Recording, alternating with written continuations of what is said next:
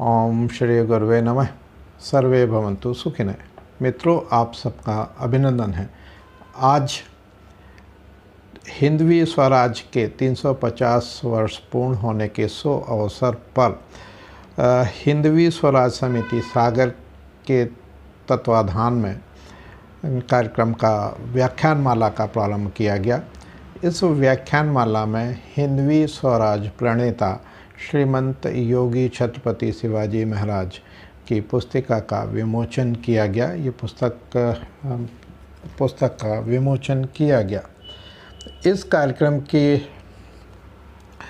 कार्यक्रम में मुख्य वक्ता श्री उत्तम बनर्जी, सह प्रांत कार्यवाहक राष्ट्रीय स्वयंसेवक संघ महाकौशल प्रांत, विशिष्ट अतिथि श्री मनीष वर्मा, संयुक्त संचालक लोक शिक्षण सागर संस्थान, अध्यक्षता डॉक्टर श्री गौरी शंकर चौबे, अस्थि रोग विशेषज्ञ, माननीय विभाग सह संचालक सागर द्वारा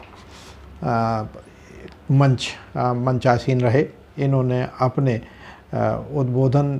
सारगर्भित उद्बोधन में क्या बोला, ये आपके उन्हीं के मुखार बिंदुओं से आपको सुनाते हैं।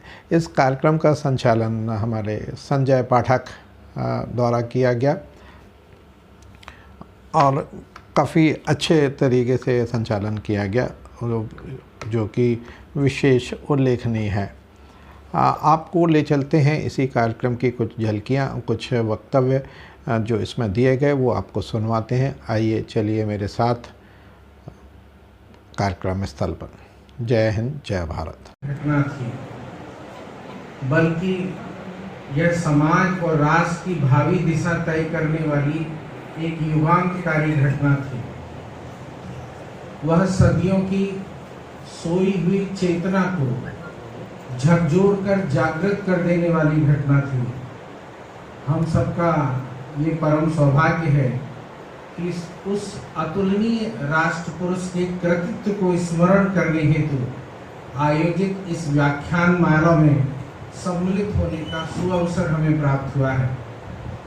हमारे आज की इस व्याख्यान माला के अतिथिगण हमारे बीच विद्यमान हैं। मैं उनसे आग्रह करूंगा कि वे मंच पर पधार कर हमारी चिर पुरातन संस्कृति का अनुपालन करते हुए हम सब के हृदय में विराजमान हमारी आराध्या भारत माता के चित्र पर माल्यार्पण व दीप प्रज्वलित कर आज की इस व्याख्यान माला का श्री गणेश करने की कृपा करें।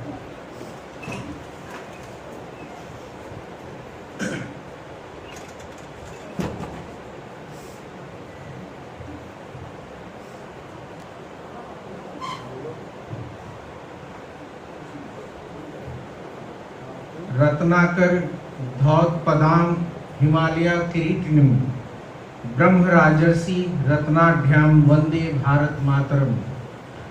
जिनके पावन चरणों को समुद्र पखारता है, जिनके मुकुट के रूप में पर्वतराज हिमालय सुशोभित हैं, जो कई ब्रह्म ऋषियों और राज ऋषियों के रत्नों से भरी हुई हैं, ऐसी भारत माता की हम सब वंदना करते हैं। ज्ञान प्रकाश है और अज्ञान अंधकार। हम नतमस्तक हैं उस ज्योति के आगे जिसमें स्वयं सर्वशक्तिमान ईश्वर विद्यमान है।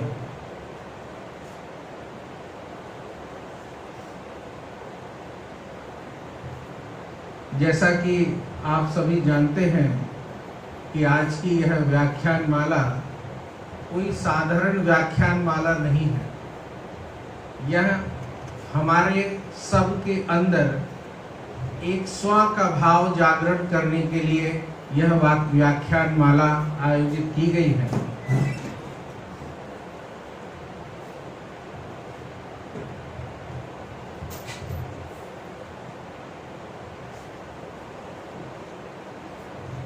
जैसा कि आप सभी जानते हैं कि हमारा देश 15 अगस्त सन 1947 को स्वाधीन हुआ था। लेकिन मुझे लगता है कि स्वतंत्रता हमें अभी तक प्राप्त नहीं हुई, क्योंकि स्वतंत्रता में दो शब्द हैं। पहला है स्व।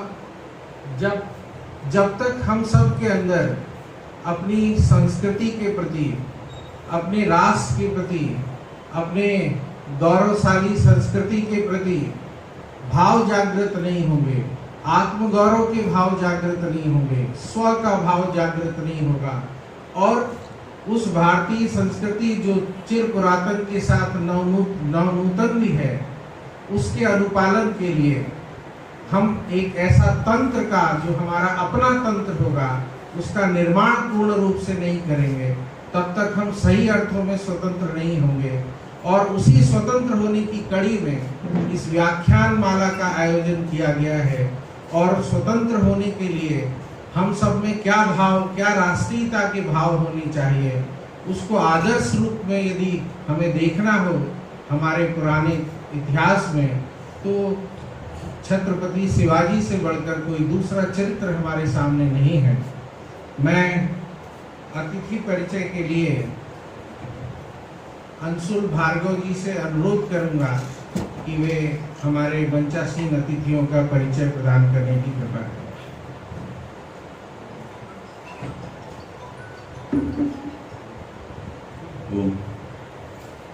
जय श्री राम। हमारे बीच परिचय है। हमारे बीच इस सभागार में मुख्य वक्ता के रूप में सभागार के मंच पर आसीन मध्य से बाएं में विराजमान माननीय श्री उत्तम बनर्जी, आप सतना जिला मध्य प्रदेश के निवासी हैं। व्यवसाय की दृष्टि से स्ट्रक्चरल कंसल्टेंट एवं आर्किटेक्ट हैं।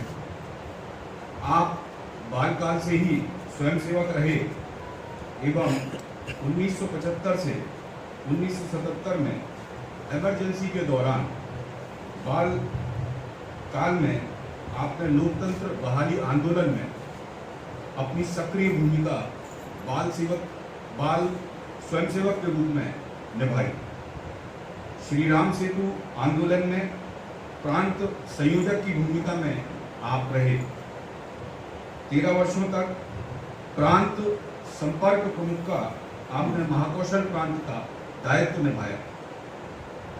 2017 से आप महाकौशल प्रांत के सह प्रांत कार्यवाह के रूप में कार्य देख रहे हैं। सन 2020 से दीनदयाल शोध संस्थान के राष्ट्रीय उपाध्यक्ष का दायित्व का आप निर्वहन कर रहे हैं। हमारे सभागार के मंच में मध्य से दाहिनी तरफ श्रीमान डॉक्टर गौरी शंकर जी चौबे, आपका जन्म स्थान ग्राम बुलुआ बीना। वर्तमान में आप सागर में अस्थि रोग विशेषज्ञ के रूप में स्वयं के अस्पताल में पिछले 42 वर्षों से आप कार्य कर रहे हैं। आप महाकौशल प्रांत के आरोग्य भारती के उपाध्यक्ष भी रहे। वर्तमान में आप सागर विभाग के विभाग संचालक का दायित्व का निर्वहन कर रहे हैं। सभागार के मध्य में विराजमान श्रीमान मनीष वर्मा जी, आप पूर्व में सहायक संचालक शिक्षा के पद पर दुर्ग, शिवपुरी एवं शाजापुर जिलों में पदस्थ रहे। विदिशा जिले में आप जिला शिक्षा अधिकारी के पद पर रहे। आज से पूर्व जबलपुर एवं इंदौर में आप संयुक्त संचालक शिक्षा के पद पर थे एवं वर्तमान में सागर में संयुक्त संचालक शिक्षा का दायित्व निभा रहे हैं। धन्यवाद।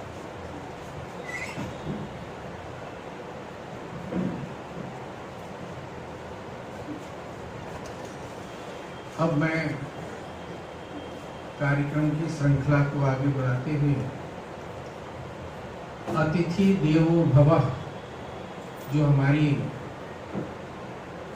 सनातन संस्कृति का प्रमुख अंग है, उसका अनुपालन करते हुए श्री अभिजीत केसरवानी जी और श्री राजकुमार सुमराड़ी जी से आग्रह करूंगा कि वे हमारे सम्मानीय अतिथियों का स्वागत करने की कृपा करें व स्मृति चिन्ह प्रदान करें।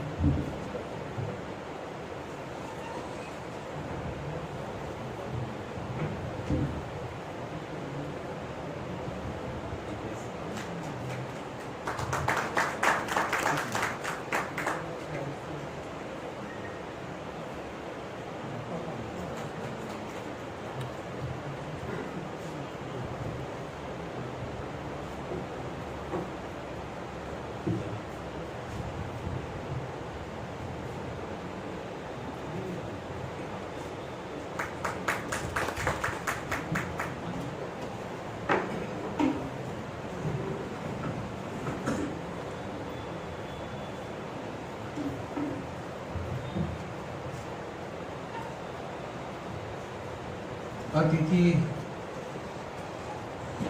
स्वागत की श्रृंखला के उपरांत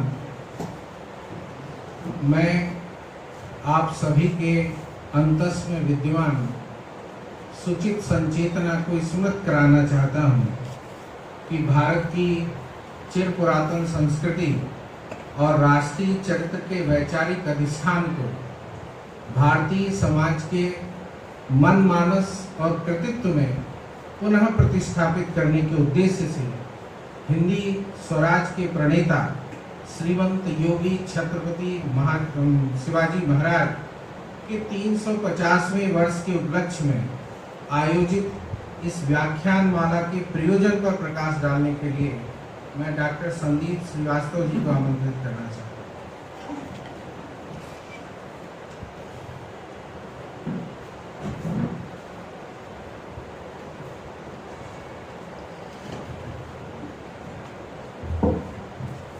अगर हौसले बुलंद हो तो पर्वत भी एक मिट्टी का ढेर सा लगता है। जब लक्ष्य जीत का हो तो हासिल करने के लिए कितना भी परिश्रम, कोई भी मूल्य क्यों ना हो, उसे चुकाना ही पड़ता है। यह उद्गार छत्रपति शिवाजी महाराज के हैं। सम्मानीय मंच एवं प्रबुद्ध श्रोतागण, भारतवर्ष के इतिहास के स्वर्णिम पन्नों में अनेक महान विभूतियों का नाम दर्ज है, जिनके कृतित्व एवं विचार वर्तमान के साथ साथ भविष्य के निर्माण में भी महत्वपूर्ण पथ प्रदर्शक की भूमिका अदा कर सकते हैं। उन्हीं विभूतियों में से एक छत्रपति शिवाजी महाराज। साथियों, एक प्रश्न हमारे मन में सहज ही आता है कि आज ना तो शिवाजी की पुण्यतिथि है, ना ही उनका जन्म जयंती, तो फिर हम इस सभागृह में क्यों एकत्रित हुए? आज शिवाजी के राज्यारोहण का जो उत्सव मनाने के लिए यहाँ एकत्रित हुए हैं, जिसके बारे में हमें जानकारी अभी और मिलेगी डिटेल में। ये शिवाजी का राज्यारोहण किसी एक राजा का राज्यारोहण नहीं था, किसी व्यक्ति का राज्यारोहण नहीं था, जबकि बल्कि भारतीय संस्कृति के पुनरुत्थान और पुनर्स्थापना का एक महत्वपूर्ण अवसर था। शिवाजी का राज्यारोहण प्रत्येक जनमानस एवं आम आदमी के मन में राष्ट्रीयता के भाव सृजन करने का अवसर था। ऐसे महान छत्रपति शिवाजी महाराज द्वारा स्थापित हिंदवी स्वराज के 350वें वर्ष पर आयोजित इस व्याख्यानमाला में हम सभी प्रबुद्ध जन अपनी कार्यशैली एवं प्रेरणादायी विचारों से लाभान्वित होंगे, ऐसा अवसर हमें प्राप्त होगा। हमारा मुख्य उद्देश्य आप सभी सुधी जनों के अध्ययन, चिंतन, मनन के माध्यम से समाज में विमर्श उत्पन्न करना है, जिसमें वर्तमान एवं भावी पीढ़ी स्वयं को अपने महान व्यक्तित्वों से जोड़कर देखे और लाभान्वित होती रहे। छत्रपति शिवाजी महाराज के बाल्यकाल में ही उनकी माता जीजाबाई ने उन्हें रामायण, महाभारत एवं अन्य पौराणिक ग्रंथों के माध्यम से योद्धाओं एवं विचारकों के जीवन दर्शन का परिचय कराया, जिसका प्रभाव उनके जीवन काल में विशिष्ट रहा है। शिवाजी की कूटनीति, रणकौशल, छल नीति, नारी शक्ति का सम्मान, समरसता एवं कुरीतियों को दूर करने का भाव अद्भुत रहा है। उनके कार्यों में भगवान श्री राम के द्वारा वर्णित मर्यादाओं के साथ साथ भगवान कृष्ण की नीतियों का विशेष सामंजस्य दिखाई देता है, जिसके कई उदाहरण हम आज के इस व्याख्यान में भी सुनेंगे। तो बुद्धजनों, काल रूपी इतिहास में महान विभूतियां आती हैं और समय के गर्भ में चली जाती हैं, लेकिन उनके द्वारा उत्पन्न लहरें सदैव विद्यमान रहती हैं। अतः यह हमारा कर्तव्य है कि इस इतिहास में समाहित इन लहरों के माध्यम से प्राप्त संदेशों को वर्तमान पीढ़ी एवं भावी पीढ़ी को पहुंचाएं। बड़े हर्ष के साथ आपको मैं सूचित कर रहा हूं कि न केवल आज शिवाजी के संदर्भ में जो हमने व्याख्यानमाला रखी है, इसके साथ में हम भारतवर्ष की महान विभूतियों में से एक स्वामी दयानंद सरस्वती जी के 220 जन्म जयंती एवं भगवान महावीर स्वामी जी के निर्वाण के 250वें वर्ष के अवसर पर भी व्याख्यानमालाओं को आयोजित करेंगे। यह हमारी समिति का निर्णय है। छत्रपति शिवाजी महाराज को समर्पित चंद पंक्तियों के माध्यम से मैं अपनी वाणी को विराम देता हूँ। छत्रपति शिवाजी बनते हैं माँ जीजाबाई के दुलार से, भवानी की तलवार से, सिंह की ललकार से और दुष्टों के संहार से। जय शिवाजी, जय भवानी, भारत माता की जय।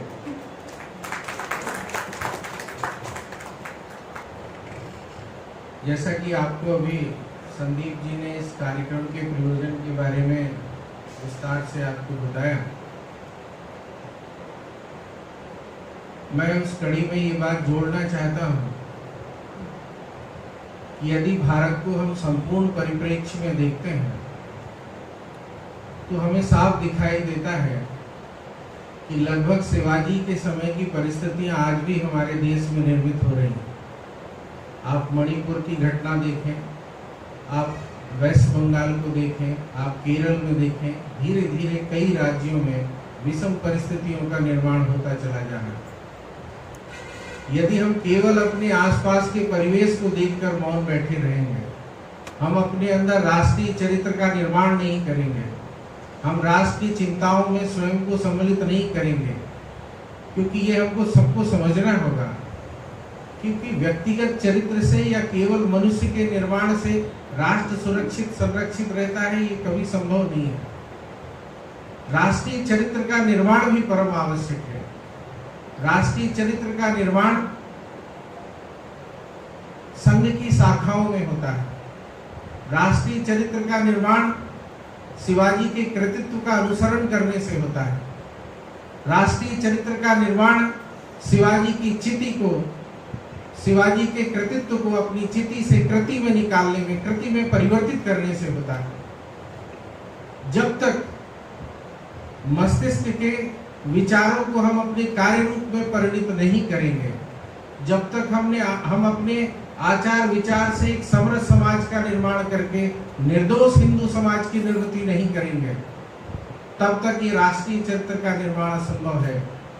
लगभग वैसी ही विपरीत परिस्थितियां आज हमको भारत में दिखाई देती हैं। इन विपरीत परिस्थितियों से लड़ने की राह दिखाने वाला कोई चरित्र यदि हमको दिखाई देता है तो महाराजा छत्रपति श्रीमंत योगी शिवाजी महाराज के रूप में हमको दिखाई देता है। उनके कृतित्व को न केवल पढ़ना, न केवल अध्ययन करना, न केवल मनन करना, न केवल चिंतन करना, वरन उनके कृतित्व को अपने आचार विचार और व्यवहार में लाकर इस समाज में उनके संदेश को फैलाने का एक महत्वपूर्ण घड़ी अब हमारे बीच आ गई है। इसलिए इस व्याख्यानमाला का आयोजन किया गया है। अब मैं अतिथि उद्बोधन की श्रृंखला में सबसे पहले आज के हमारे विशिष्ट अतिथि संयुक्त संचालक लोक शिक्षण श्री डॉक्टर मनीष वर्मा जी से आग्रह करूंगा कि वे हमारा मार्गदर्शन करने की कृपा करें। आदरणीय डॉक्टर मनीष वर्मा।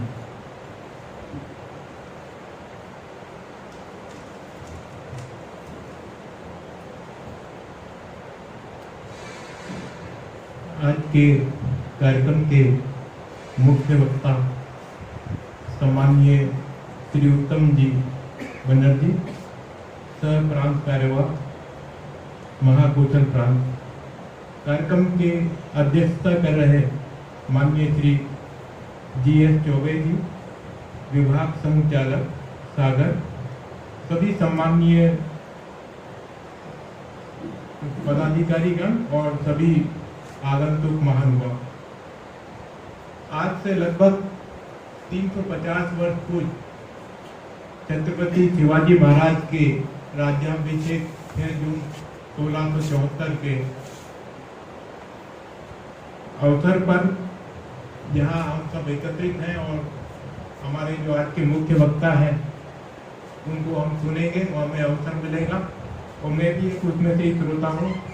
इस अवसर पर मैं अपने विचार जो भी कुछ थोड़ा बहुत मैंने पूर्व में अपने जीवन काल में बाल्यावस्था में विभिन्न कहानियों के माध्यम से, चाहे वो शाखाओं में हो चाहे घर में दादी नानी की कहानी हो, तो शिवाजी महाराज के बारे में काफ़ी कुछ जो भी सुना और जो भी चरित्र में ढालने की कोशिश की। अभी बार बार यहाँ से इस बात को कहा गया कि शिवाजी महाराज का जो राज्याभिषेक है, एक व्यक्ति का राज्याभिषेक नहीं है। वो जो राज्याभिषेक है उसके साथ में सब जनता की भावना जुड़ी हुई है, हिंदी स्वराज की भावना जुड़ी हुई है। और स्वराज का अर्थ ये होता है कि ऐसा शासन जिसमें जनता कहे कि ये मेरा ही शासन है। शिवाजी महाराज का शासन नहीं, मेरा भी शासन, जनता जिसमें जुड़ी हुई है वो स्वराज। जनता की अगर ऐसी आत्मभूति होती है, वही गुण लोकतंत्र में भी है। भले ही वो उस समय राजा का शासन था, लेकिन गुण उसमें लोकतंत्र के बहुत सारे थे। मैं उसमें बताना चाहता हूँ। सबसे पहला बात यह है कि शिवाजी महाराज का जो शासन है वो गिफ्ट में मिला हुआ नहीं है। एक होता है ना कि दादा से पिता को मिला और पिता को बच्चे को पुत्र को मिला। वो खुद संस्थापक थे। उनने उस मुगल काल में संघर्ष करके, सेना इकट्ठी करके, लोगों को जोड़ करके अपना स्वराज खुद स्थापित किया। वो स्वयं एक संस्थापक थे राज्य के। एक राज्य वो होता है जो परंपरागत रूप से पैतृक रूप से मिलता है, और एक राज्य वो होता है जो सबको संगठित करे, इकट्ठा करे, जन भावनाओं को जोड़े, संघर्ष करे, अत्याचार के अन्याय के खिलाफ बोले, लड़े और अपना शासन स्थापित करे। बहुत कठिन दुष्कर कार्य होता है। वो दुष्कर कार्य शिवाजी महाराज ने किया, इसीलिए आज भी हम उसको याद करते हैं और आज भी इस तरह से एकत्रित होकर हम बात को सुनते हैं। तो वो राज्य के स्वयं संस्थापक थे। दूसरी बात, जो उनका जो शासन है वो प्रजा का हितैषी शासन। जब शिवाजी महाराज जब अपनी ये सब सेना वगैरह सब लड़ाई सब चलती थी, और औरंगजेब का शासनकाल, मुगलों का शासनकाल, दूसरे सेनाएं आती थी, तो जब युद्ध होता था तो खड़ी हुई फसल में से निकल जाते थे। जो किसान है उसकी खड़ी हुई फसल है और अब पकने वाली है, महीने भर बाद उसको फसल मिलने वाली है, उसका पूरा नुकसान हो जाता है। कई बार जो है आग भी लगा देते थे, कुएं में जहर घोल देते थे जब भी कोई विजेता होता था और जिसको जीतता था। महिलाओं के साथ में अत्याचार होता था। शिवाजी महाराज ने जन हितैषी शासन स्थापित। उन्होंने अपनी सेना को सख्त निर्देश दिए थे कि जब भी किसी मिशन में जाएंगे, किसी भी युद्ध के लिए जाएंगे, तो खड़ी फसल में से कोई सेना या उसकी टुकड़ी नहीं निकलेगी। किसी प्रकार की लूटपाट स्थानीय जो भी लोग हैं उससे घर से नहीं करेंगे, और यहाँ तक कि अगर घोड़े के लिए दाना पानी भी चाहिए तो उसका पैसा अदा करके, रुपया अदा करके खरीदेंगे, लूटेंगे नहीं। ये शिवाजी महाराज की सेना का सख्त अनुशासन, जो किसी और राजा के निर्देशों में या शासन में नहीं देखने को मिलता। जनता के हितैषी, और साथ ही उनके शासन काल में जो लगान की व्यवस्था की उसमें आमूल परिवर्तन उन्होंने किया। उसके पहले जमींदार और ठेकेदार जो लोग होते थे वो मनमाने तरीके से लगान वसूलते थे किसानों से। उनने खेत का नाप जोख तैयार किया कराया और नाप जोख के आधार पर लगान तय किया। जिसकी ज्यादा जमीन है, सिंचित जमीन है, उसके अनुसार लगान, जिसकी कम जमीन है उसके अनुसार लगान। अकाल पड़ेगा तो लगान नहीं लेंगे। अमूमन होता यह था कि जो राजा के अंदर जो जमींदार है, जो ठेकेदार है, जो ठेका है, जिनको लगान इकट्ठा करना है, एक गांव से मान लो 200-300 रुपए आना है, उस पूरे गांव से वो 2 से 3 हजार इकट्ठा करते थे और कोष में 2 से 300 रुपए जमा करते थे। ये सब व्यवस्था पे उन्होंने लगाम लगाई ठेकेदारों को, और इनको जो निरंकुश थे उसके ऊपर लगाम लगा करके सही तरीके से लगान की व्यवस्था सुनिश्चित की। और जब कभी किसी दुर्भिक्ष पड़ा, अकाल पड़ा तो लगान माफ किया। और जब कभी कोई युद्ध के कारण या किसी कारण से किसी की खेती बराबर हुई, खराब हुई, तो अपने राजकोष से खेती बोने के लिए बीज दिया, कृषि के यंत्र दिए, किसानों का सहयोग किया। यही कारण है कि शिवाजी महाराज की सेना में कृषक बड़ी संख्या में थे। वो अभियान के समय युद्ध लड़ते थे, बाकी समय खेती का भी काम नहीं। तो ऐसे हमारे जो है जनता के हितैषी छत्रपति शिवाजी महाराज का शासन रहा, जिसके कारण सब अपनी अनुभूति करते थे ये हमारा शासन है, बहुत उनको पसंद करते थे शिवाजी महाराज को, और जनता में बहुत लोकप्रिय थे। इसीलिए वो स्वराज का हम बात करें, क्योंकि सारी जनता अपना राज मानती थी। इसका यही कारण है कि जब भी सभी संकट आता था तो वही जनता शिवाजी महाराज के लिए लड़ने के लिए, मरने के लिए तैयार रहती थी। नहीं तो इतना बड़ा मुगल शासन से लोहा लेकर के अपना साम्राज्य इकट्ठा करना, अपना साम्राज्य स्थापित करना संभव नहीं था, जब तक कि आम जनता का भी भरोसा हम ना जीते।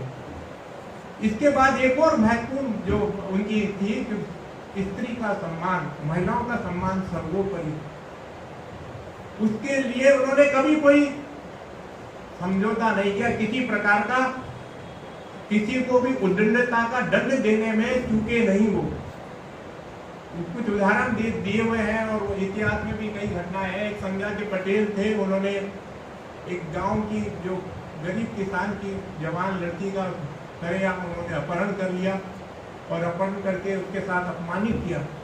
छत्रपति शिवाजी महाराज और गांव की पूरे गांव के लोग, क्योंकि उसका आतंक था तो वो कोई बोलने को, मुंह खोलने को तैयार नहीं था, लेकिन उनके जो गुप्तचर थे उससे खबर शिवाजी महाराज के कानों तक पहुंची। उस व्यक्ति को, उस पटेल को सभा में बुलाया गया और बुलाया ही नहीं, जब पुष्टि होने के बाद उसके हाथ पैर तोड़ने की सजा दी गई। गरीब जनता में पूरे ये संदेश गया कि एक गरीब की लड़की के लिए एक सरदार या पटेल के हाथ पैर टूट सकते हैं। जनता में पूरा एक संदेश गया। तो ऐसे महिलाओं के जो सम्मान के हमेशा पक्षधर, महिला का हमेशा उनने सम्मान किया, ऐसे हमारे छत्रपति शिवाजी महाराज थे। और एक और घटना है कि इनके सपूजी गायकवाड़ जो है वो सेनापति थे और उन्होंने एक जो किला था उसमें उन्होंने डेरा डाला हुआ था। और किला के डेरा 14 दिन तक बैलवाड़ी का किला था और 14 दिन तक डेरा डाले रहे। और वहाँ की महिला जो है सावित्री बाई उनका नाम था, वो जो है वहाँ की किलेदार थी। 14 दिन तक उसने लोहा लड़ा और लड़ी, लेकिन बाद में हार गई। शत्रु पक्ष की थी वो, लेकिन हारने के बाद में जो उनका सेनापति था सपूजी गायकवाड़ ने उसके साथ में उसका सील भंग किया, उसके साथ अमानवीय व्यवहार किया। ये खबर जब शिवाजी महाराज को पहुंची तो वो आग बबूला हुए और उन्होंने उसको बुला करके उसकी दोनों आंखें, जिस हीन दृष्टि से उस महिला के ऊपर उसने डाली थी, दोनों आंखें फोड़वा के अंधा करके उसको कारागार में डाल दिया। तो वो न्यायप्रिय थे। किसी के साथ अन्याय, अगर शत्रु पक्ष के साथ भी महिला का अपमान हुआ तो उनके मूल्यों से दिखते नहीं थे, वो न्यायप्रिय थे। इसलिए उन सबको शासन में वो जो है उनको सब पसंद करते थे। और साथ ही वो हिंदू की धर्मावली मंदिर तो थे ही, लेकिन इसका मतलब ये नहीं था कि अन्य पंथ को साथ लेकर ना चले, सब पंथ को साथ में लेकर चलते थे। उनके कई सेवादार में मुस्लिम भी हुए हैं और वो लोग भी सबको संगठित करके उन्होंने रखा, लेकिन उनके साथ में जो है वो उनका लक्ष्य था कि मुगल साम्राज्य जो अत्याचारी साम्राज्य था उसको उखाड़ फेंकना और हिंदू धर्म की स्थापना करना। लेकिन इसका मतलब ये नहीं कि अन्य पंथ का भक्षण कर दे या अन्य का, जो राष्ट्रीयता की भावना से ओतप्रोत है वो किसी भी पंथ का हो, वो सब उनके साथ जुड़ा और उनके संघर्ष में उन्होंने साथ दिया। बाद में क्योंकि जब लड़ाई होती है तो सभी वर्गों का साथ लेना पड़ता, तो सभी वर्गों का साथ लेकर के उन्होंने अपनी सेना बनाई और सेना बना करके अपना साम्राज्य स्थापित किया। और 6 जून 1674 को रायगढ़ में जब उनका राज्याभिषेक हुआ और हिंदवी स्वराज की जो स्थापना हम उसको मनाते आ रहे हैं, बहुत छोटा उनका कार्यकाल रहा, जो 1630 से 1680 तक का लगभग 50 वर्ष की आयु में उन्होंने ये सब किया। और मैं इस अवसर पर जो समिति ने जो आयोजन किया है उसके लिए साधुवाद देता हूँ और हमारे मुख्य वक्ता हैं उनको सुनने के लिए मैं भी आतुर हूँ। अपनी वाणी को विराम देता हूँ। जय हिंद, जय भारत।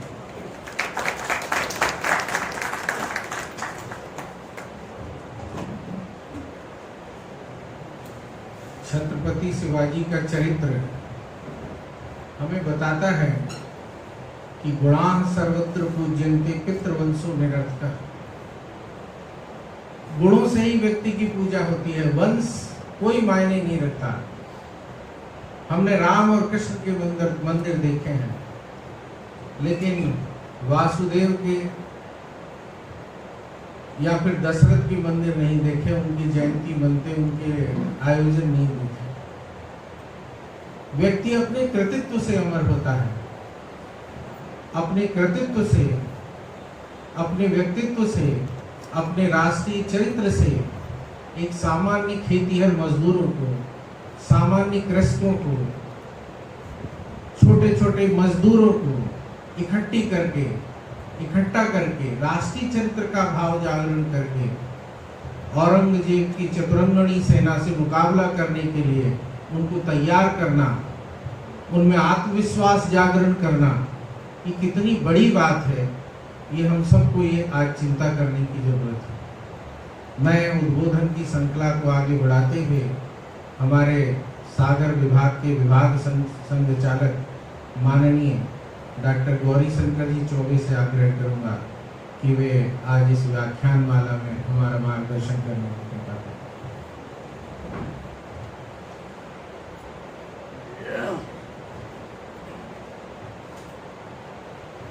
आज की व्याख्यान माला की हमारे बीच बना रहे हमारे महाकौशल प्रांत के सह प्रांतकार मंच पर उपस्थित हमारे विशिष्ट अतिथि श्री मनीष जी वर्मा और सभा में पधारे सभी आगंतुक, हमारे सभी भाई और बहन,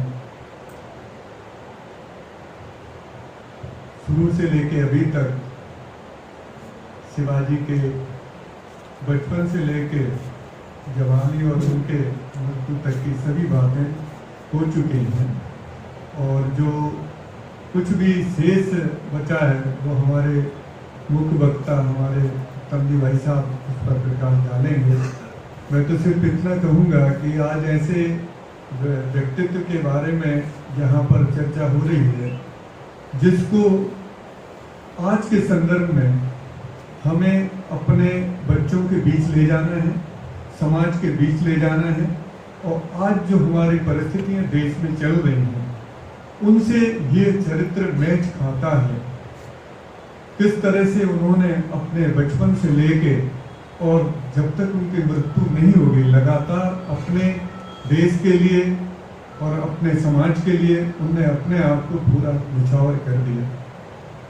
उनके चरित्र को इसलिए और ज़्यादा जानना जरूरी है कि उनका जो चरित्र और जो उनकी कार्य प्रणाली रही वो आज की कार्य प्रणाली बिल्कुल मैच खाती हुई लगती है, क्योंकि उन्होंने अपनी खुद स्वयं की भाषा, स्वयं उनकी मुद्रा, स्वयं उनकी नौसेना, ये सब तरह से उनका अष्टप्रधान मंत्रिमंडल, मतलब सब कुछ अपना हो, स्वयं का हो।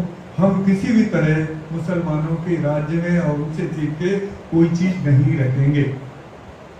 यही सब कुछ हमारे वर्तमान में हमारे जो प्रतीक हैं।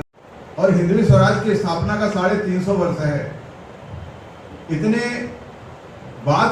समय के बाद भी किसी महापुरुष के किसी कृतित्व को स्मरण करना ये थोड़ा पुरानी बात लगती है कि 350 साल पहले क्या हुआ था उसको आज का सब समय बदल गया है, टेक्नोलॉजी बदल गई है। उस समय जो है बारूदों का ठीक से और आविष्कार भी नहीं हुआ था, कच्चे बंदूकें आते थे और इस प्रकार के उससे जो है अस्त्र शस्त्रों से लड़ाई होती थी, कोई कम्युनिकेशन का सिस्टम नहीं था। और उस समय के किए हुए काम और आज यहाँ सब सोशल मीडिया का ज़माना है और जो है स्टार वार होते हैं और इतनी सारी टेक्नोलॉजी हो गई और सैटेलाइट से सारा जो है उसका जीपीएस से हमको लोकेशन प्राप्त होती है। ऐसे समय में जो 350 साल पहले के महापुरुष के कृतित्व को स्मरण करना ऐसा लगता है कि बहुत पुरानी कोई बात चल रही है, ये प्रोग्रेसिव बात नहीं है, ऐसा लगता है। लेकिन इसके बाद जब हम उसके और आगे जाते हैं, डेप्थ में जाते हैं, गहराई में जाते हैं, जब छत्रपति शिवाजी महाराज के उस काल को समझते हैं कि जिस कालखंड में छत्रपति शिवाजी महाराज ने हिंदवी स्वराज की स्थापना की थी, उस समय क्या था, कालखंड क्या था। तुम सोचेंगे कि भारत का इतिहास में यदि हम अध्ययन करते हैं तो हम अगर देखते हैं, अगर एक छोटी सी बात हम बताएं कि अभी 1980 में जब शिवाजी महाराज जी के जन्म का जो है 350वां जयंती मनाई जा रही थी, उस समय देश की प्रधानमंत्री माननीय इंदिरा गांधी जी थी और उन्होंने जो है पूना में वहाँ पर एक कार्यक्रम हुआ था। उस पूना के कार्यक्रम में जो उनके बारे में जब व्याख्यान दे रही थी हमारी प्रधानमंत्री इंदिरा गांधी जी, तो उन्होंने बात बताते कही कि don't underestimate the Shivaji was a local leader, Shivaji was a global leader. Shivaji Maharaj जो है वो ग्लोबल लीडर थे, ये उस समय के तत्कालीन प्रधानमंत्री ने उनके बारे में कहा था। इतना ही नहीं तो यदुनाथ सरकार जो हमारे एक अच्छे इतिहासकार हैं, लेखक हैं, तो उन्होंने क्या कहा, उन्होंने कहा he was not only a creator of Maratha nation but he was the creator of medieval India history। ये एक विशेष बात बनती है। मेडिवल इंडिया की हिस्ट्री का मतलब है कि मध्यकालीन भारत का इतिहास, हमारे इतिहास के अंदर प्राध्यापक लोग बैठे हुए हैं कि एक प्राचीन इतिहास होता था भारत का, एक वर्तमान इतिहास जो अंग्रेजों की लड़ाई से स्वतंत्रता संग्राम 1857 से बाद का ले लें, उसके बीच का जो इतिहास है, उस इतिहास के रचयिता और क्रिएटर लोगों में से एक छत्रपति शिवाजी महाराज थे। जो मेडिवल हिस्ट्री है, इसमें 2 ऐसे कालखंड हुए हैं कि जिन कालखंडों में जो है हमारे इतिहास को अत्यंत स्वर्णिम पृष्ठों में उद्धृत करने की आवश्यकता है। एक हमारा विजयनगर साम्राज्य था जो लगभग 325 साल चला, 325 साल चला। वो अपने आप में उत्कृष्ट था, हम्पी का राज्य था, कर्नाटक आज भी वहाँ पर जो है उसके अवशेष मिलते हैं। लेकिन वो जो हमारा जो साम्राज्य था जो 1565 ईस्वी में और तालीकोट के युद्ध में वह साम्राज्य समाप्त हो गया था। हक और बुक ने जो है 1336-36 के आसपास उन्होंने जो है और विजयनगर साम्राज्य की स्थापना की थी और जो कि 1565 ईस्वी तक राजा कृष्णदेव राय और इस प्रकार के बहुत महान ऐसे योद्धा हुए थे। लेकिन उसके बाद का एक समय आया जिस समय की हमारे इस धरती के ऊपर कुछ अतिवादी विचारों ने जन्म लिया था और उन अतिवादी विचारों ने, यानी जो यह कहते थे कि जो है सेमेटिक धरती होनी चाहिए, पूरे धरती को एक ही प्रकार का विचार मानने वाला व्यक्ति होना चाहिए। जबकि हमारा भारत देश क्या था, हमने शुरू के श्लोक में कहा कि पूरे दुनिया के लोग अपने विचार लेकर आइए और यहाँ पर आइए, यहाँ से यहाँ का ज्ञान लेकर जाइए। यानी हम विचारों के आदान प्रदान में विश्वास रखते थे, लेकिन धरती में कुछ ऐसे लोग आ गए कि जिन्होंने माना कि केवल एक ही विचार, यानी अगर एक बगीचा है तो उसमें सिर्फ गेंदे के फूल ही होने चाहिए और दूसरे फूल नहीं होंगे, ऐसे दुनिया की रचना करने के लिए। और वो शस्त्र लेकर निकल पड़े थे पूरे दुनिया में। और एक तो ऐसे 2 विचारधारा हुई, एक ईसाई विचारधारा और एक मुगलिया विचारधारा, कि जिन्होंने ये कहा कि पूरे दुनिया को हम अपने विचारों से करेंगे। तो हमारे देश में जो पहले जो आक्रमण हुए वो मुगलिया विचारधारा के हुए और उसके जो आक्रमण हुए तो बड़े क्रूर आक्रमण थे। क्योंकि हमारे देश में जिस समय जो है विजयनगर साम्राज्य का अंत हुआ तो उसके बाद जो है एक लंबी श्रृंखला हमारे राजपूतानों के संघर्ष का एक बहुत बड़ा इतिहास चलता है हमारे उस संघर्ष के इतिहास में। और उसके साथ साथ हमारे जो सिखों के जो 9 गुरु हैं उनके संघर्ष का इतिहास चलता है। और वो आक्रमणों का जो क्रौर्य था उसको संभालने में हमारे देश के इतिहास के सारे जो है पन्ने बिल्कुल शौर्य के साथ रंगे हुए हैं। लेकिन दुर्भाग्य की बात क्या है कि जिस समय हमारा जो ये अभी आधुनिक इतिहास कहते हैं, पहले अंग्रेजों के जब शासन था हमारे देश में, तो उस समय जो है उन्होंने बहुत ही चतुराई पूर्वक अपने जो है प्रीजुडियूस ऐसे इतिहासकारों के द्वारा इतिहास, भारत का भ्रमित इतिहास लिखाया, और जो medieval history of the India है उसको उन्होंने मतलब कि जो है भारत का पराधीनता का इतिहास पढ़ाया। मतलब हम लोग स्वयं, हमारे उम्र के जो लोग यहाँ बैठे हुए हैं, जिन्होंने आज से 30-40 साल पहले जिन्होंने हायर सेकेंडरी की है और इतिहास पढ़ा है स्कूलों की पुस्तकों में, तो हम लोग को रखते थे कि वो स्पेलिंग बोलते थे BHAJ, बाबर, हुमायूं, अकबर, अब तो याद नहीं, लेकिन इतिहास के समय में बताएंगे कि हम लोग वो याद करते थे क्योंकि बोलते थे क्रम से लिखो, वो आता था क्रम बनाओ क्या। और ये कभी नहीं बताया कि जो है जो राणा वंश के जो है वंशज जो थे और उनका जो क्रम बनाओ वो नहीं कभी बताया, लेकिन इनका क्रम बनाने को बताते थे, हम लोग रखते थे, वो स्पेलिंग से रखते थे कि क्रम गलत ना हो जाए। यानी इस प्रकार की पढ़ाई जो है ये इतिहासकारों ने योजना पूर्वक, भारत का इतिहास जो ये जो जनरेशन तैयार हो रहा है, इस जनरेशन को असली इतिहास नहीं पता हो और ऐसे भ्रमित इतिहास हो रहा है। इसके लिए जो है जब स्वतंत्रता संग्राम चल रहा था, हमारे एक महापुरुष हुए जिनका नाम काफी लिया गया, आज जो है उनको क्योंकि उस महापुरुष की जो महानता को विकृत करने के लिए आज उनका नाम कुछ मंद बुद्धि के लोग उनको विकृत रूप से लेते हैं कि वो माफी मांग ली थी और वो भगोड़े थे, और हम सब जानते हैं वो महापुरुष क्या, महापुरुष थे वीर विनायक दामोदर सावरकर जी। उन्होंने इस विषय को समझा था, भारत के इतिहास का स्वर्णिम पृष्ठ युवा पीढ़ी को पता होना चाहिए। ये वो जानते थे, वो ये कहते थे कि जिस देश के नागरिकों ने अपना इतिहास भुला दिया वह देश इतिहास बन गया, और भारत के लिए यही तैयारी थी इनकी कि भारत को इतिहास बना देना। क्योंकि भारत के लिए जब भारत का अध्ययन करने के लिए मैकाले को यहाँ पर नियुक्त किया गया, वो वहाँ का लॉरिएट था, उसको नियुक्त किया गया कि भारत का जरा अध्ययन करो, बताओ ये भारत के ऊपर लंबे समय तक कैसे शासन किया जा सकता है, पता लगाओ।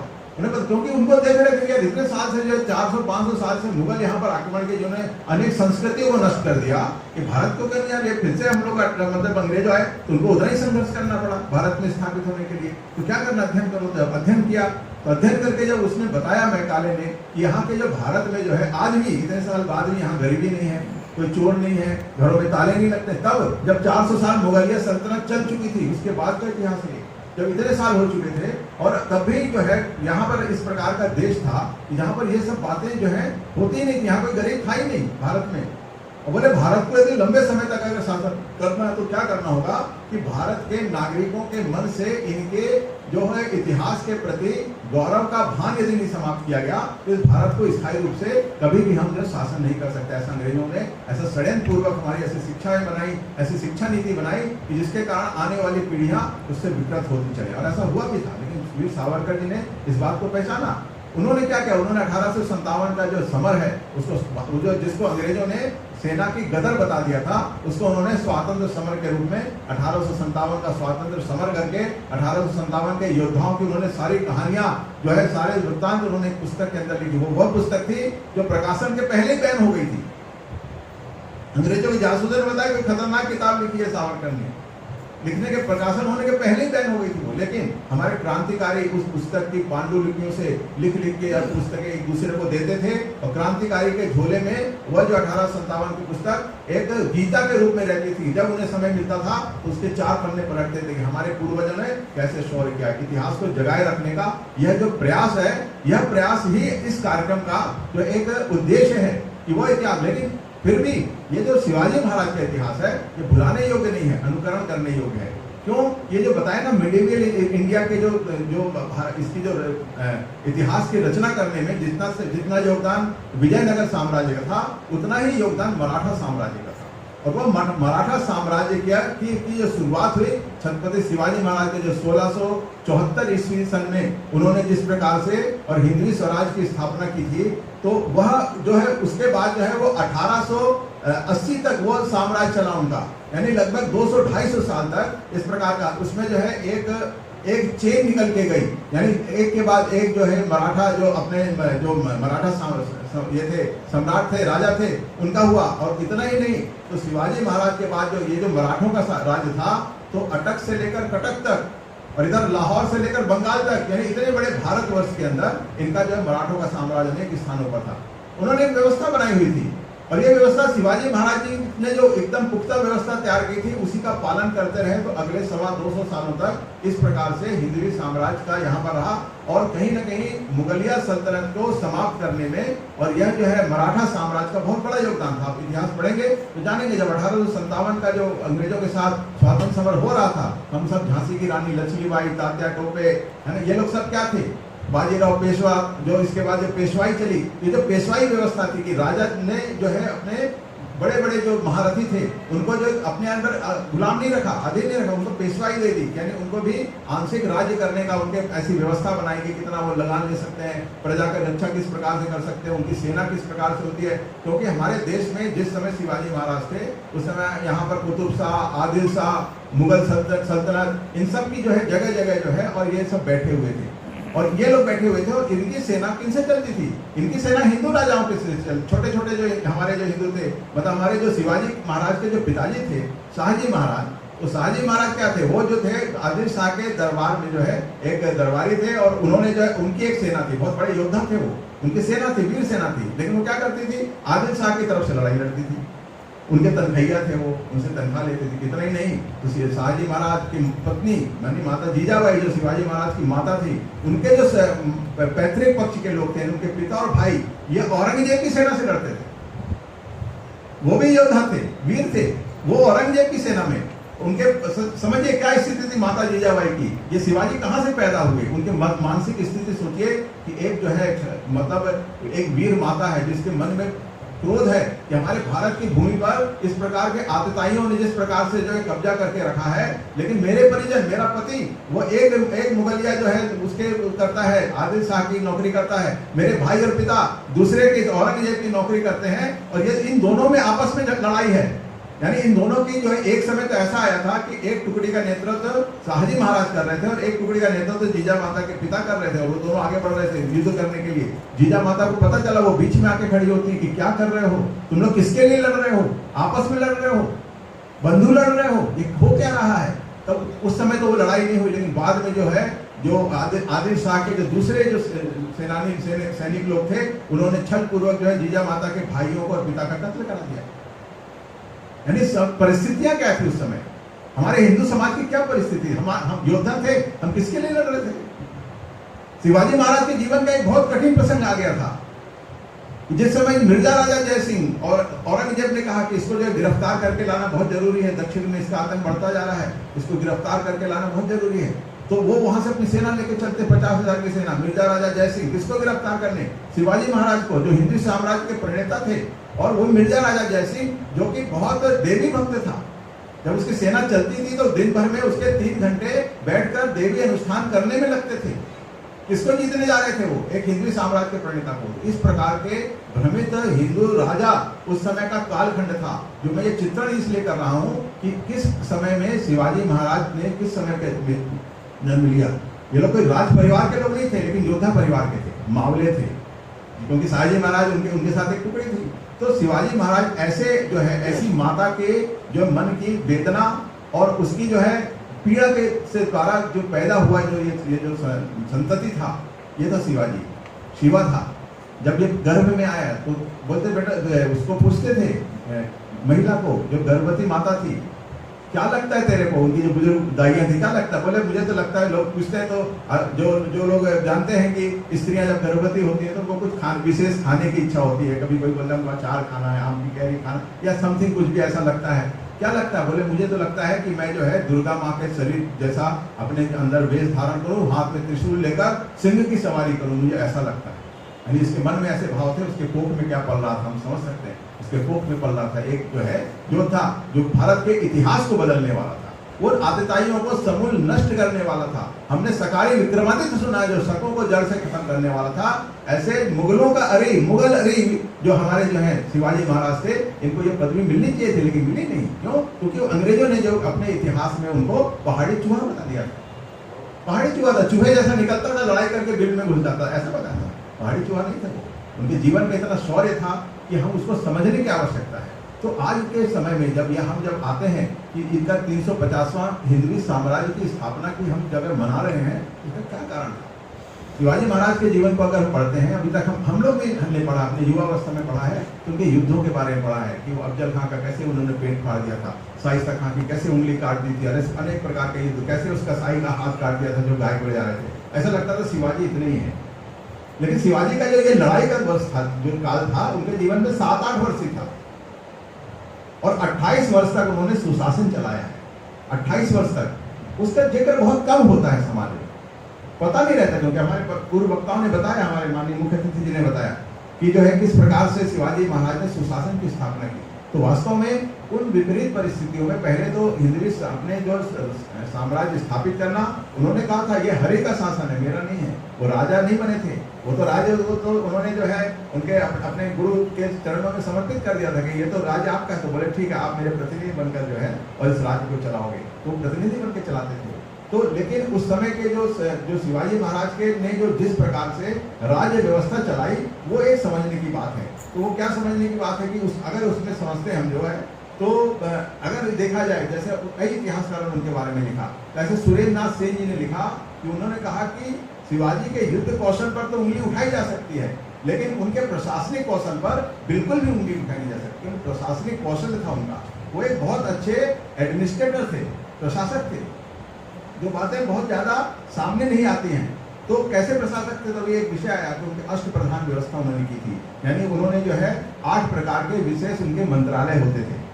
8 मंत्रालय में सिर्फ सेना का सैनिक मंत्रालय की होता था, बाकी 7 मंत्रालय सारे एडमिनिस्ट्रेटर्स के होते, अलग अलग प्रकार के एडमिनिस्ट्रेशन। ये तब भी व्यवहारिक था, आज भी व्यवहारिक है। आज अभी मैं आ रहा था वो मकरोनिया से भाई साहब के साथ, भाई साहब ने बताया कि ये पूरा सेना का क्षेत्र है, जो बीच में जो है पूरा सैनिक पड़ता है। उस क्षेत्र का प्रमुख कौन है, ये शायद ही रेयरली किसी को, हमारे यहाँ बैठे हैं उसमें रेयरली किसी को पता होगा कि उस छावनी का प्रमुख कौन है, लेकिन इस जिले का प्रमुख कौन है, ये बच्चे को पता होगा।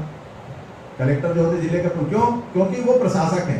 यानी ये जिला अच्छा तब माना जाएगा कि जब यहाँ का प्रशासक अच्छा होगा। हमको रोज पानी बिजली की आवश्यकता पड़ती है, उसको फुलफिल करके एक शांतिपूर्ण, अगर अभी यहाँ लाइट बंद हो जाती है सारी व्यवस्थाएं, हमारे कार्यक्रम ध्वस्त हो जाएगा, लगेगा यार कैसे करेंगे। तो वो जो व्यवस्था जो करने, प्रशासक जो है, प्रशासनिक काम जो है, ये एक बहुत इंपॉर्टेंट काम होता है। अगर इसका एक परिणाम छोटा सा बताएं, जो लॉर्ड क्लाइव ने अपनी पुस्तक में लिखा है कि जब 1757 में प्लासी की लड़ाई हुई सिराजुद्दौला के साथ, तो लॉर्ड क्लाइव के पास जो है केवल 4000 की सेना थी और सिराजुद्दौला के पास 80,000 की सेना थी। लेकिन जिस प्रकार से अंग्रेजों ने फूट डालो, राज करो, ये सब करके उन्होंने किसी षड्यंत्र पूर्वक जो है और सिराजुद्दौला को युद्ध में हरा दिया और उन्होंने अपना शासन स्थापित किया। उनकी जब लॉर्ड क्लाइव की विजय यात्रा निकल रही थी, ये बाद में उन्होंने अपनी पुस्तक में लिखा कि भाई कैसे हम लोगों ने 4000 लोगों ने इतने बड़े भारत के ऊपर शासन स्थापित कर लिया। उन्होंने लिखा कि जब मेरी विजय यात्रा निकल रही थी, तो जो ढोल नगाड़े के साथ जा रहे थे और बगल में सड़क के दोनों तरफ जो है लाखों की जनमानस खड़े होकर हमारा जो है विजय यात्रा का तमाशा देख रहे थे। उस समय मेरे मन में एक बात आई कि कहीं इन लोगों के मन में अगर ये आ गया कि ये कैसे विदेशी हमारे देश में शासन कर रहा है, और अगर सब लोगों ने एक एक पत्थर उठाकर भी अगर मारा होता तो हमारी 4000 की सेना की चटनी बन जाती, पता नहीं चलता हम कहाँ चले गए। लेकिन ऐसा नहीं हुआ। क्यों नहीं हुआ? उन्होंने लिखा इसका कारण कि उस समय जो सिराजुद्दौला था उसका प्रशासन बहुत खराब था, जनता उससे त्रस्त थी, उसके प्रशासन में त्रस्त थी। इसलिए वो कहते थे कि हमको काला पीला कोई भी मिले चलेगा, लेकिन सिराज नहीं चाहिए हमें। क्योंकि उसका प्रशासन खराब था। वो जो खराब प्रशासन सिराजुद्दौला, क्योंकि सिराजुद्दौला तो धीरे धीरे मराठा वंश से समाप्त हो जाता, लेकिन उनको मौका मिल गया अंग्रेजों को वहां पर। क्यों? Because of his bad administration, उसका खराब एडमिनिस्ट्रेशन था। इसके कारण से लॉर्ड क्लाइव एक बार जब आ गया तो उसके बाद जो है हमेशा के लिए वहां पर हो गया। लगभग 200 वर्षों तक भारत किस प्रकार से भारत को उन्होंने लूटा। अभी हमने पिछले दिनों हमने जो ये अमृत महोत्सव जो मनाए हैं, उसमें अंग्रेजों ने किस प्रकार से भारत को लूटा, इसके बारे में हम लोग बात करते हैं। तो अब ऐसा देखा जाए कि इनके प्रशासन में क्या क्या खास बातें थी, तो अगर हम ये सोचते हैं कि उनके साथ जो लोग थे वो बड़े खास थे। शिवाजी महाराज के जो साथी थे, उनके सेनापति थे, उनके सहयोगी थे, बहुत खास लोग थे। यहाँ तक कि उनका नाइक जो था वो बहुत खास था। और उनका जो मोटिवेशन लेवल था, यानी शिवाजी महाराज ने अपने साथियों का मोटिवेशन लेवल को कितना हाइट तक ले गए, ये उनके इतिहास के थोड़े थोड़े जो है बातें अगर हम करेंगे तो उससे समझ में आएगा। अब उनके बहुत प्रकार के अगर देखते हैं तो एक दो मैं इसमें किस्से भी सुनाऊंगा आपको, क्योंकि शिवाजी महाराज का 50 साल का जो जीवन था, 50 साल और उसमें 9 महीने और जोड़ लेना चाहिए। शिवाजी महाराज जो माँ के कोख में जो चल रहे थे, तब से शिवाजी महाराज का जो है और ये राष्ट्रीय जीवन शुरू हो जाता है। यानी 50 साल और 9 महीने का जो शिवाजी महाराज का जीवन था, तो उनके जीवन में बहुत सारे किस्से हैं, बहुत किस्से हैं, क्योंकि वो उनका बचपन से उन्होंने शौर्य दिखाना शुरू कर दिया था। लेकिन उनमें से कुछ हिस्से बताने का मैं आज प्रयास करूंगा, क्योंकि समय की सीमा यहाँ नहीं तो घंटों लगते हैं। इसीलिए ये पुस्तक का विमोचन हुआ है। इसमें जो है उनके जीवन के बहुत सारे पहलुओं पर बहुत अच्छे से इसमें जो है संपादक महोदय ने संपादन किया। इसका अनेक लेखकों के विचार हैं।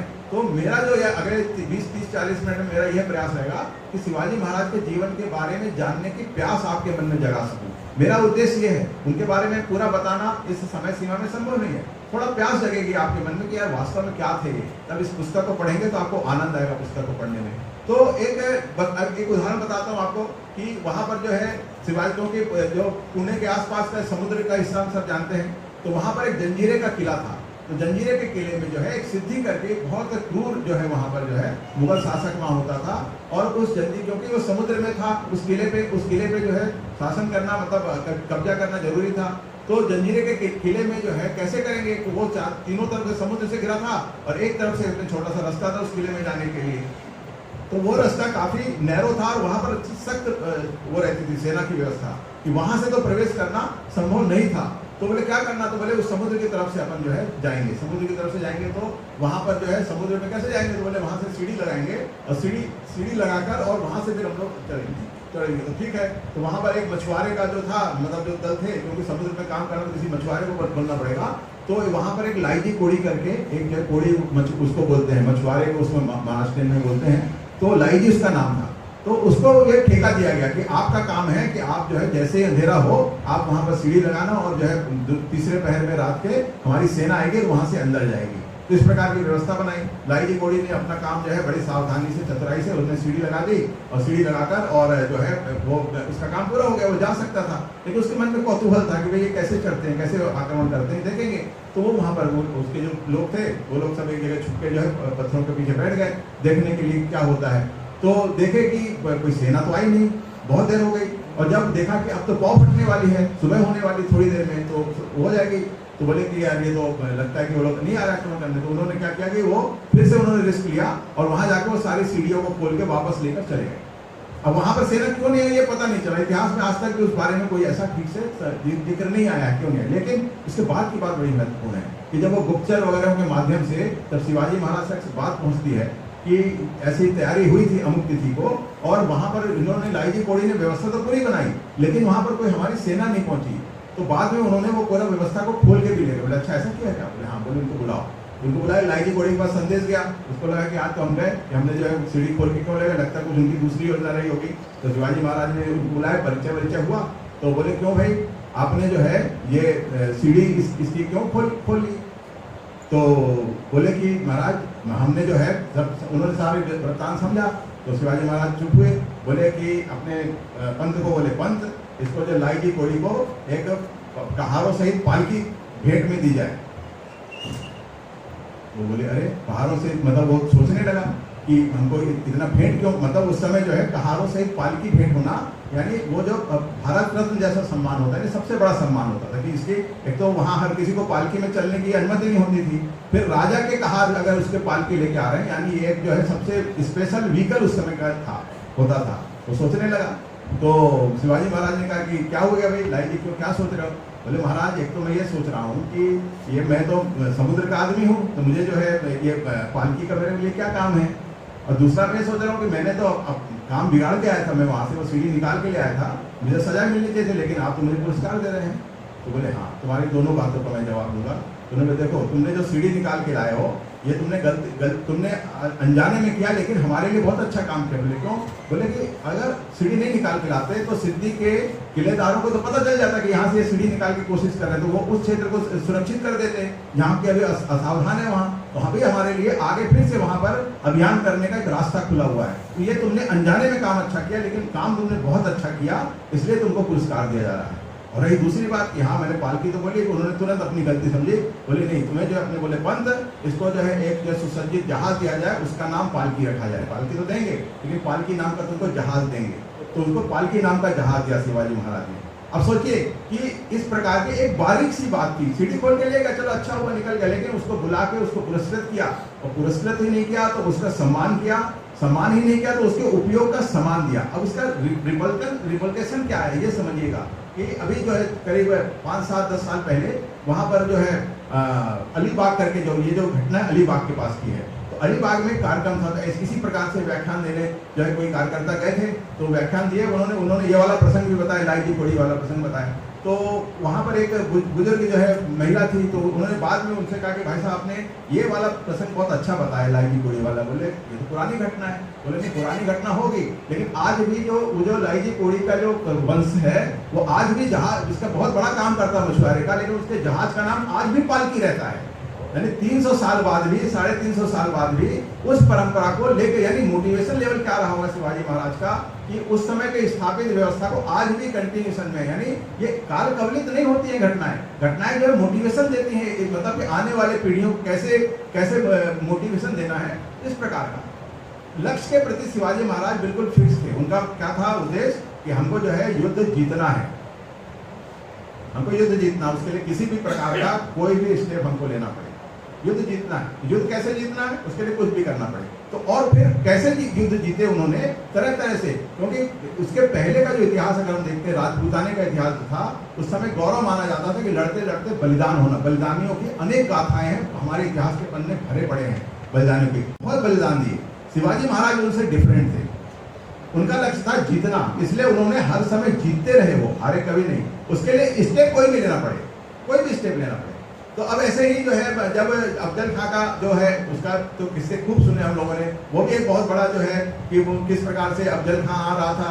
अफजल खां चाहता था कि शिवाजी मैदान में आकर लड़े, क्योंकि शिवाजी जानते थे मैदान में मैं इतनी बड़ी सेना का सामना नहीं कर सकता। तो उन्होंने ये शो किया कि मैं डर गया हूँ और मैं नहीं लड़ सकता, और फिर वो अफजल खां उसके झांसे में आ गया। फिर उन्होंने टेंट के अंदर किया, एक अंगरक्षक लेकर गए और कैसे शिवाजी महाराज ने पेट फाड़ दिया उसका, और ये एक किस्सा है। लेकिन ये मैं इसके दूसरी बात सुनाऊंगा, इसी के रिपल्केशन से जो आया कि अफजल खां बहुत गुस्सा हो गया, तो उसने सिद्दी जौहर को भेजा 1 लाख की सेना देगी कि बोले शिवाजी को जो है और कहीं ना कहीं से खत्म करके ही आना है। तो बोले कि क्या करना है, तो बोले उसके जाओ, उसको जाके घेर लो। पन्हालगढ़ के किले में वो वहां पर ठहरे हुए थे उस समय, तो पन्हालगढ़ के किले में जाके उन्होंने डेरा डाल दिया। अब शिवाजी महाराज अंदर हालांकि जब किला बनाते थे तो किले पर जो है तमाम तरह की व्यवस्थाएं रहती थी, और तमाम तरह की जब व्यवस्था रहती थी तो उसमें कई दिनों तक वो लोग वहां पर रुक सकते थे। लेकिन इनने देखा तो ये तो क्योंकि बड़ी सेना थी, वो लोग पूरा रसद लेकर आए थे, और क्योंकि वो लोग बाहर थे तो पीछे से उनका फीडबैक भी हो रहा था। जीवन दीप जले ऐसा सब जग को ज्योति मिले, जीवन दीप जले इसी सत्य पर रामचंद्र ने राजपाट सब त्याग दिया, छोड़ अवध माया की नगरी कानन को प्रस्थान किया, सुख वैभव को लात मार कर कष्टों का सहवास किया, सठ रस व्यंजन त्याग जंगली फल खाए रस नीर पिया, स्वयं कंटकों को चूमा औरों के कंटक दूर किए, जन्म सफल हो उस मानव का जो परहित ही सदा गिए, त्रसितों को सुरसरी देने जो हिमगिरि सा चुपचाप गले, जीवन दीप जले, रसिक शिरोमणि कृष्ण चंद्र ने वृंदावन को बिसराया, छोड़ बिलखते ग्वाल बाल वह निर्मोही भी कहलाया, किंतु लोक कल्याण मार्ग ही केवल उसने अपनाया, वही गोपियों का नटवर फिर योगी राज भी कहलाया, गीता की हर पंक्ति पंक्ति में अर्जुन को वे समझाते, आगे बढ़ नरसिंह जगत के झूठे